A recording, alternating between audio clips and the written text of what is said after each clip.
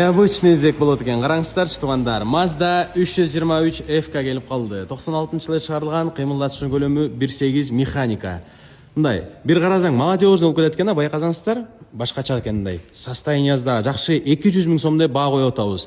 Титановый дискаларын караңыздар, полностью спортивный сыяктуу экен. Тормозной дискаларын карасаңыздар. Мынакей. Суппорттун тормозной дисканы, өзүн титан дисканы көрүңүздөр. 4 эшиктүү по салону көргөзүп коеюн. Айланбай туруп, мына синий салон экен, башкача.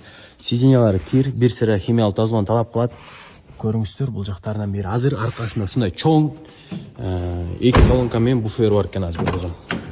4 эшик электропакет, безрамочный. Кыскасы жуганга да өтө удобный, торпедалардын айрылган, тытылган жерлери жок. Коробка, пятиступка, ручник иштейт бекен, көрөйүнчү. Ручник деле иштейт окшойт. Эшикти ачканда аварийка иштеп атат. Аркасында фаркоп бар экен. Эгер прицеп сүйрөп кала турган болсоңуздар, юридик алчактан таза штраф ареш жок. Газ болсо дагы керек. Муну көрүңүздөр.